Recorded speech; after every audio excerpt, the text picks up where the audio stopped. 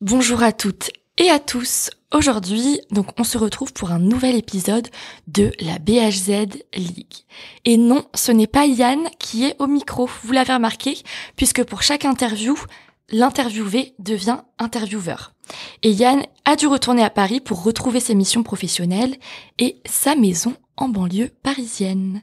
Donc c'est moi-même, aujourd'hui Rosen, chargée de communication au BHZ Coworking et formatrice réseaux sociaux pour les professionnels, qui vais interviewer aujourd'hui Clotilde. Donc bienvenue Clotilde. Merci à toi pour ce temps que tu m'accordes. Donc on est ici pour découvrir ton profil, ton organisation, tes missions, ton ancrage aussi dans le Trégor. Donc Clotilde, je vais démarrer cet entretien par la fameuse question. Est-ce que tu es plutôt thé ou café ? Alors, je dirais que je suis plutôt thé, mais alors du très bon thé. Pas n'importe quel thé, alors sinon je préfère le café.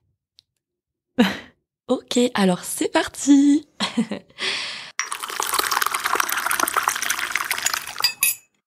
Donc Clotilde, est-ce que tu peux te présenter un petit peu ? Qui es-tu ? Qu'est-ce que tu fais dans la vie ? Alors moi je suis infirmière libérale à Lannion depuis maintenant bientôt 2 ans. Je suis infirmière depuis bientôt 5 ans et je travaille ici au BHZ pour toutes mes missions d'infirmière administrative. Je fais toute ma facturation, je gère mes plannings, mes patients, mes renouvellements d'ordonnances. Et c'est un espace qui me permet de ne penser qu'à ça. Je suis obligée de faire ça et alors que chez moi j'ai beaucoup trop de choses à faire. On trouve toujours le temps de faire autre chose et du coup on perd du temps, on n'arrive pas à avancer alors qu'ici je n'ai que ça à faire, donc ça m'oblige à travailler et puis c'est un espace qui me permet aussi en fait de m'éloigner un peu aussi du domicile, de rencontrer des gens qui sont tous là pour bosser et ça fait du bien.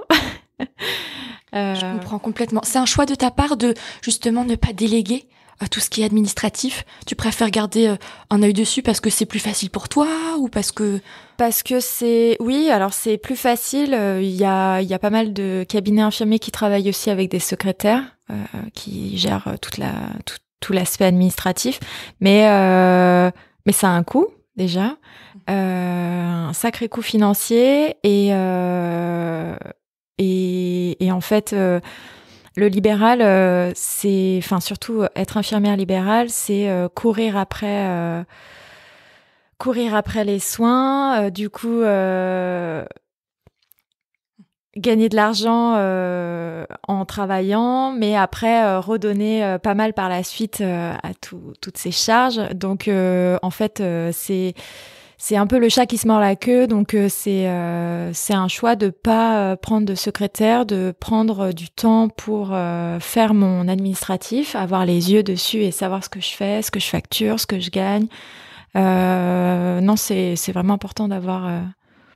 Pour moi, c'était de toute façon, je compte pas prendre quelqu'un. C'est pas que j'aime pas déléguer parce que je délègue pas mal de choses à mes remplaçantes qui travaillent à ma place quand je suis ici, par exemple. D'accord, ok. Oui.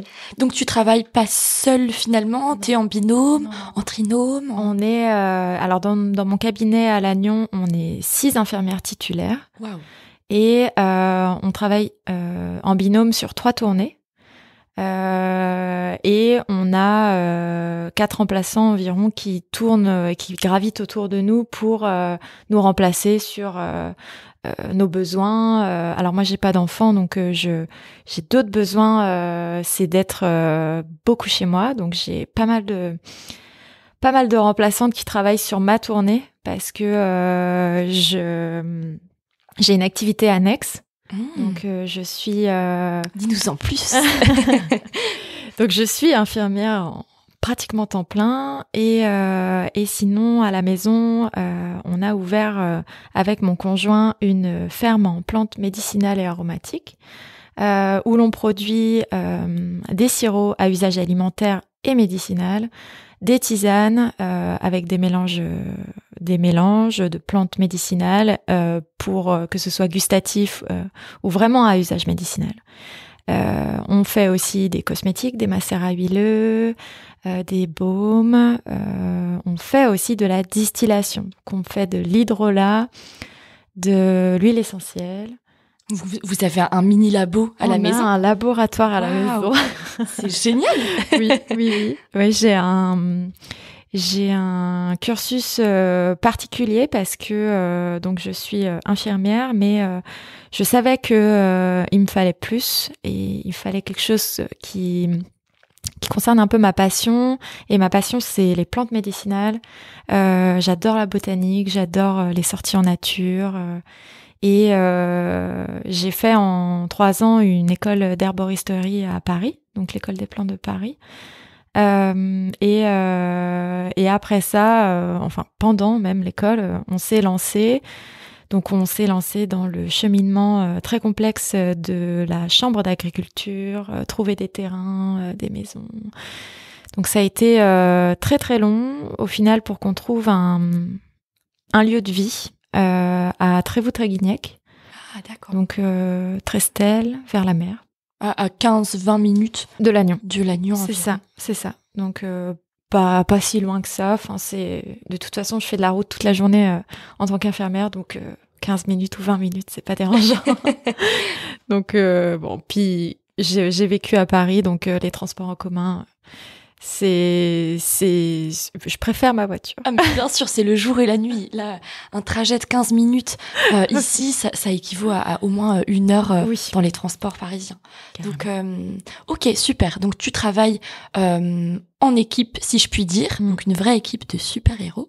Et en parlant de super-héros, est-ce que je peux te demander si tu as une figure de super-héros ou de super-héroïne, en tout cas celle qui pourrait te définir le mieux ou celle dans laquelle tu t'identifies un petit peu?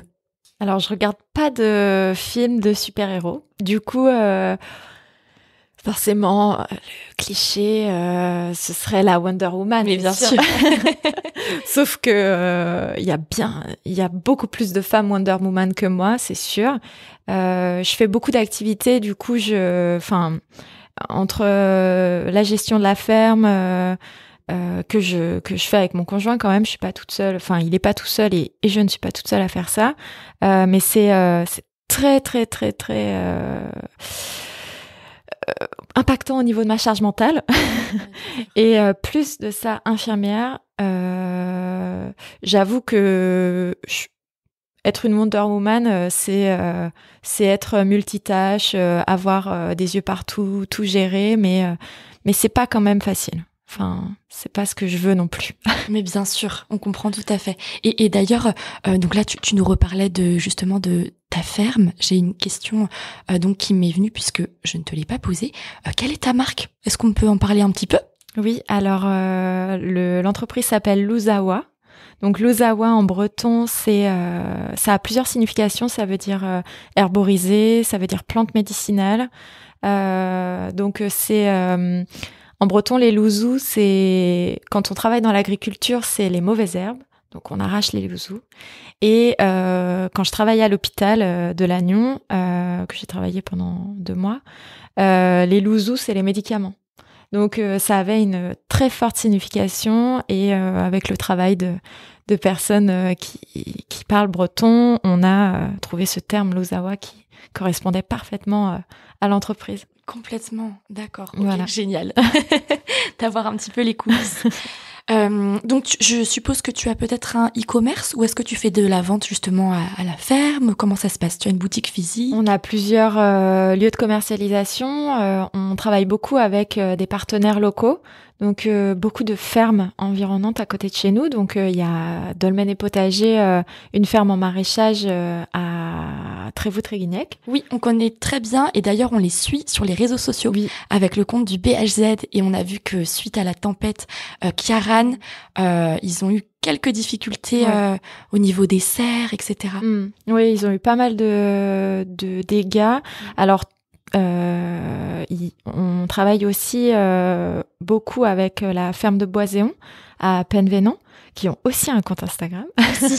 Qui font il faut aller les suivre. Exactement, qui font une guinguette en période estivale tous les mardis et jeudis avec des concerts, des galettes, des crêpes, des repas. Et eux aussi ont été très impactés. On a aussi le potager de Sabine qui a été dévasté. C'est des partenaires en fait avec qui qu'on soutient, avec qui on travaille, qui nous ont beaucoup soutenus. Et c'est vrai que la tempête a été dévastatrice pour eux. Elle a été virulente. Pour vous, ça a été ? Pour nous, ça a été parce qu'on n'a pas de tunnel. Là où on cultive, on n'a pas de tunnel, donc on n'avait pas de dégâts matériels. On a perdu une voiture quand même. Rien que ça, quand même. Mais bon, c'est un détail quand on entend tout ce qui s'est passé. Après, on vit dans une forêt aussi, donc on a eu beaucoup d'arbres magnifiques qui sont effondrés et ça a été. Je pense que c'était dur aussi. Mais oui, voilà. Donc nos produits, on les vend donc dans ces fermes partenaires. On vend aussi chez des restaurateurs. Donc il y a Maman Poule à Tré-les-Vernes qui vend nos sirops. On a l'épicerie Fromage et Vin à Penvénan qui vend nos sirops aussi. Et notre gamme de tisanes qui va bientôt sortir en attente des étiquettes. Donc ce sera des tisanes en vrac et en sachet mousseline. Donc ce sera des sachets de tisane comme dans le commerce pour toucher toute la population parce qu'on est en bord de mer, on a une zone très touristique donc les restaurateurs, les hôtels, les gîtes et les maisons d'hôtes sont très intéressés par les sachets de thé. Mais complètement. Voilà. Et je pense même au BHZ, en fait, pour toutes les réservations qui sont effectuées, on offre les boissons chaudes. Donc café et thé à volonté. Je remarque que les stocks de thé et d'infusion que l'on a ont diminué drastiquement. Donc potentiellement, Clotilde, je vais prendre certainement ta carte à la fin de cette interview pour voir ce qu'il est possible de faire ensemble. Encore plus, enfin ça donne du sens à l'économie locale de pouvoir justement consommer comme ça localement.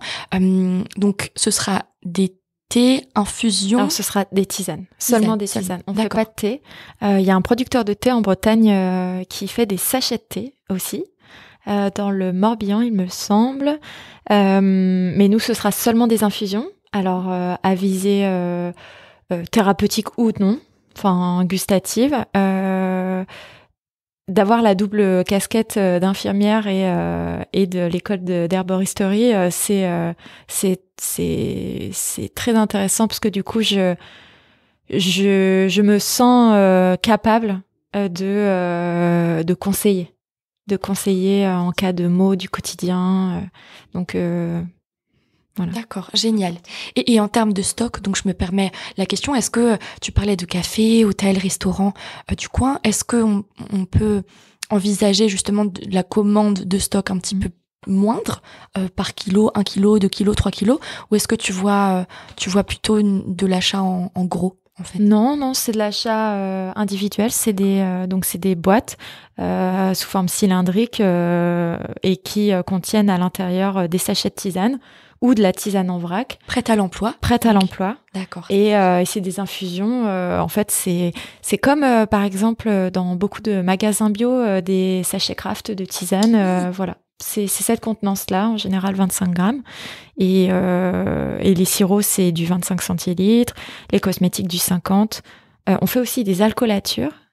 C'est des teintures mères, donc c'est des compléments alimentaires. C'est plus alcoolature que teinture mère, qui est à l'usage pharmaceutique.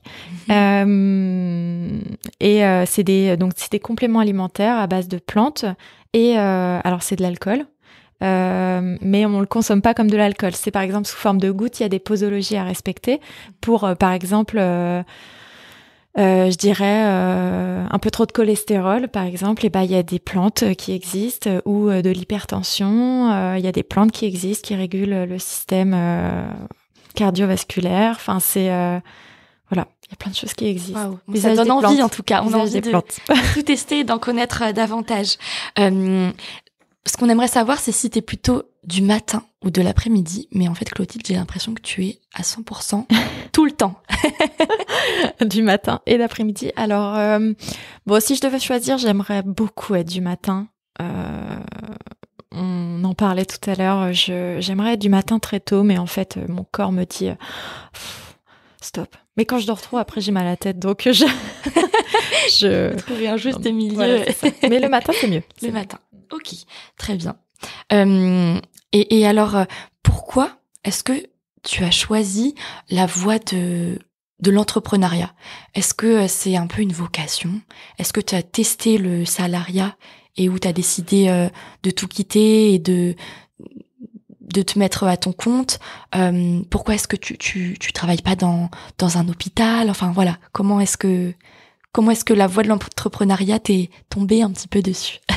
Alors, la voie du salariat, je la connais depuis toujours, parce que c'est un peu quand on sort de l'école d'infirmière, même avant, j'ai toujours travaillé pour quelqu'un. J'ai travaillé 2 ans à l'hôpital Necker en réanimation neuropédiatrique, neurochirurgicale même, avec un centre de traumatologie. Donc c'est tous les accidents, les maltraitances, les trucs horribles. Et en fait, je me suis rendu compte que j'avais envie de tester autre chose, de tester un peu, parce que être infirmière libérale, c'est être aussi un peu libre, de choisir ses patients, de choisir quand est-ce qu'on veut travailler, de notre amplitude horaire aussi, parce que à l'hôpital, on fait très souvent jour, nuit, jour, nuit, jour, nuit, du 12h, du 7h30, du 8h. Enfin, c'est très...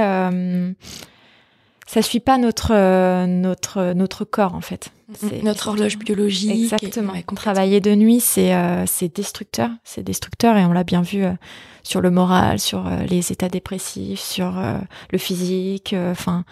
Donc j'avais plus envie de ça, et je suis partie de l'hôpital parce qu'il y a beaucoup de maltraitance professionnelle aussi, qui est pas forcément due aux personnes qui maltraitent, hein. Malheureusement, c'est beaucoup l'institution qui oblige à faire ça.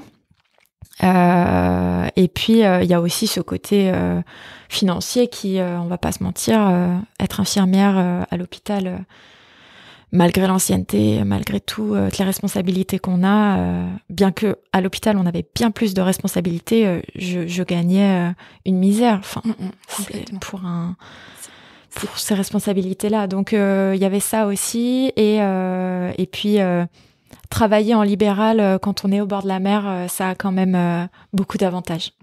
Mais bien sûr, c'est l'occasion de faire un petit détour pour passer sur la côte entre 2 patients. Exactement, mais vraiment. Et est-ce que d'ailleurs tu aurais une anecdote professionnelle à nous partager? Alors j'aurais plusieurs anecdotes. C'est vrai que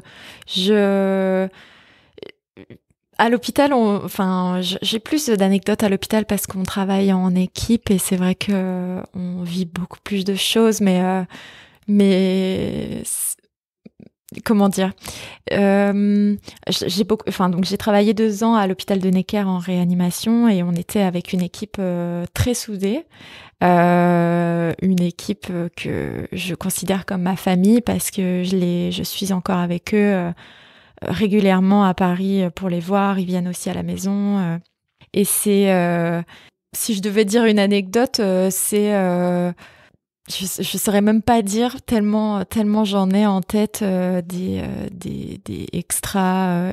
En fait, je garde vraiment des collègues tellement merveilleuses en tête.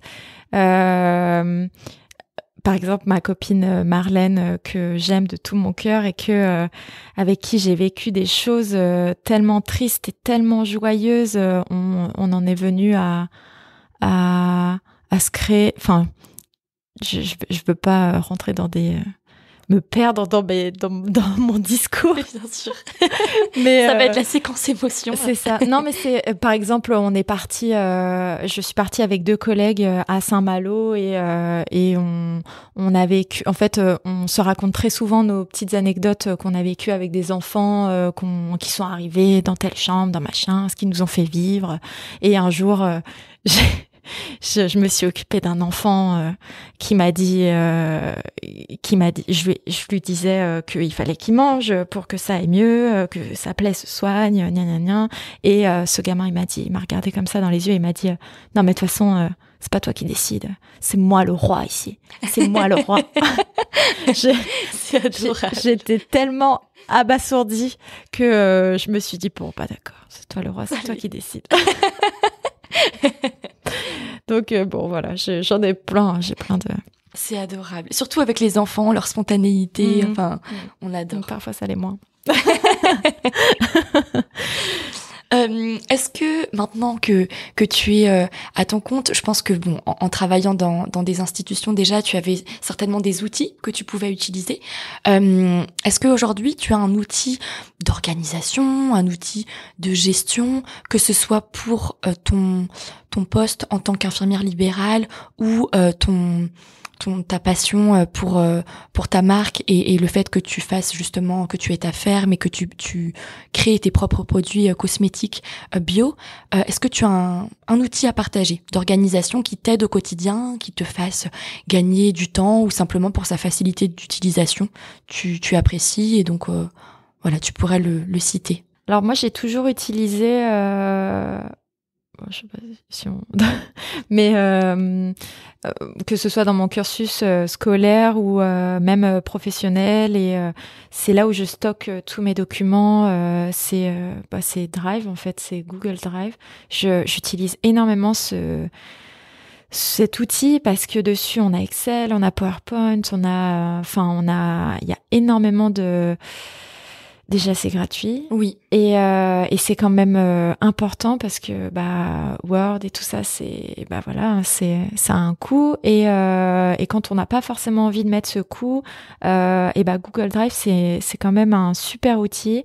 On a des docs, on peut créer plein de choses, et puis on stocke des documents qu'on ne perd pas. Ça, qui ne se perdent dans nos ordinateurs ou qui se suppriment ou et puis on peut partager, on peut faire des commentaires, on peut intégrer, par exemple, j'ai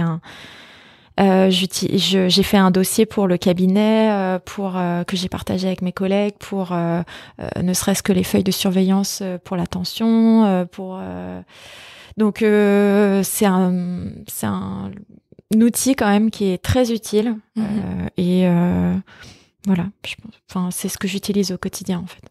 Merci Clotilde pour ce partage. Et c'est vrai que oui, Google pour le coup regroupe un certain nombre de fonctionnalités. Donc tu le disais, Excel avec Google Sheets. On a Google Doc qui permet de remplacer Word.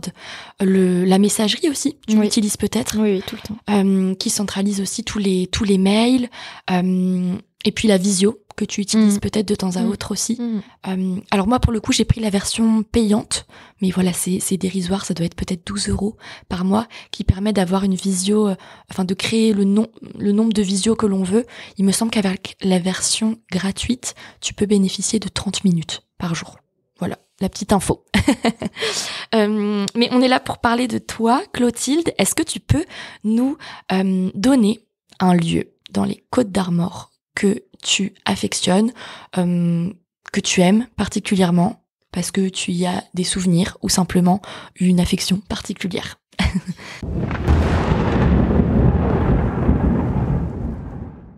Alors, moi je viens pas des Côtes-d'Armor, je viens de Haute-Savoie. Donc j'ai traversé la France pour venir ici. Ça fait pas si longtemps que ça doit faire Ça doit faire 2-3 ans que j'habite ici et du coup je suis en perpétuelle découverte. Du coup je suis fascinée par tout ce que je vois. Donc c'est vrai que la côte de Granit Rose est merveilleuse. Si je devais comparer entre le sud et le nord de la Bretagne, je choisirais le nord, mais à 120%.